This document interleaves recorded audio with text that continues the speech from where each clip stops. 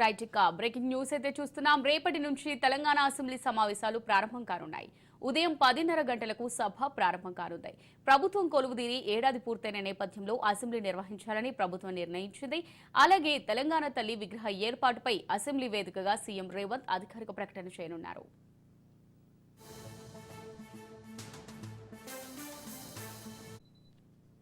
మరోవైపు ప్రజాపాలన విజయోత్సవాలను కాంగ్రెస్ ప్రభుత్వం ఘనంగా నిర్వహిస్తుంది.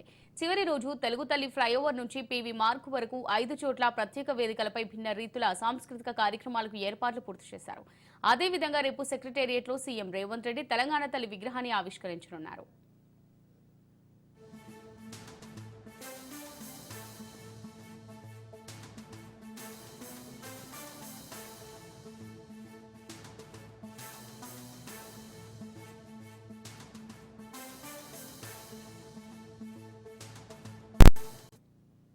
ఇక రేపటి నుంచి తెలంగాణ అసెంబ్లీ సమావేశాలు ప్రారంభం కానున్నాయి. ఉదయం 10:30 గంటలకు సభ ప్రారంభం కానుంది.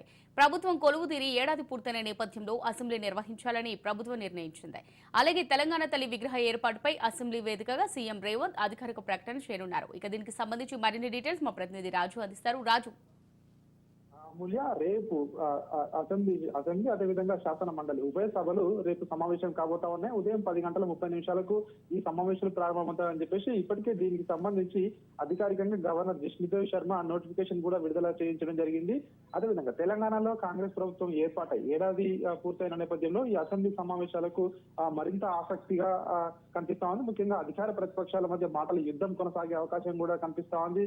అదేవిధంగా ముఖ్యంగా రేపు ఏదైతే తెలంగాణ సచివాలయ ప్రాంగణంలో ఏర్పాటు చేయబోయే తెలంగాణ తల్లి విగ్రహం ఏదైతే ఉందో ఈ విగ్రహం ఏర్పాటుకు సంబంధించి కూడా అసెంబ్లీలో సీఎం రేవంత్ రెడ్డి ప్రకటన చేసే అవకాశం కూడా కనిపిస్తా ఉంది. దాని తర్వాత ముఖ్యంగా ఈ యొక్క సమావేశాల్లో రుణమాఫీ, హైడ్రా, మూసీ ప్రక్షాళన, కాంగ్రెస్ ప్రభుత్వం ఏడాది పాలన, రైతు భరోసా వంటి కీలకమైన అంశాలపై ఈసారి చర్చ జరిగే అవకాశం కూడా కనిపిస్తా ఉంది. ముఖ్యంగా సంక్రాంతి తర్వాత రైతు భరోసా నిధులు వేస్తామని చెప్పి ఇప్పటికే సీఎం రేవంత్ రెడ్డి ప్రకటించారు. కాబట్టి దీనికి సంబంధించి విధాన రూపకల్పనపై ఇప్పటికే మంత్రివర్గ ఉపసంఘం కూడా ఒక నివేదిక సిద్ధం చేసినట్టుగా కూడా తెలుస్తా ఉంది. అదేవిధంగా దీంతో పాటు ఇకపోతే ప్రతిపక్షం బీఆర్ఎస్ ప్రభుత్వాన్ని ఇరుకును పెట్టేందుకు ఖచ్చితంగా చూసే అవకాశం కూడా కనిపిస్తా ఉంది. గురుకుల పాఠశాలలో ఫుడ్ పాయిజన్ కేసులు, లగ్గిచర్ల ఘటన, రైతు భరోసా, పంటలకు బోనస్ వంటి అంశాలపై కూడా ఇటు చర్చకు పట్టుబట్టే అవకాశం కూడా కనిపిస్తా ఉంది. ముఖ్యంగా ఈ సమావేశాలకు కేసీఆర్ వస్తారా రారా అనేది ఒక ఉత్కంఠ అయితే అదే విధంగా కొనసాగుతా ఉంది. ముఖ్యంగా గతంలో బడ్జెట్ సమావేశాలు ఒకటే రోజు వచ్చిన కేసీఆర్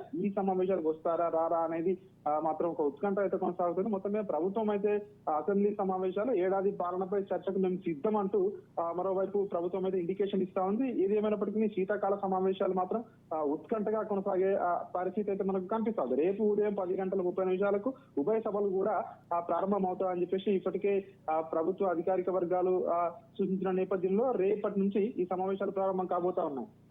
రాజు, మరి విగ్రహావిష్కరణకు బీఆర్ఎస్ అధినేత కేసీఆర్ వచ్చే అవకాశాలు ఎంత మేరకు ఉన్నాయనుకోవచ్చు?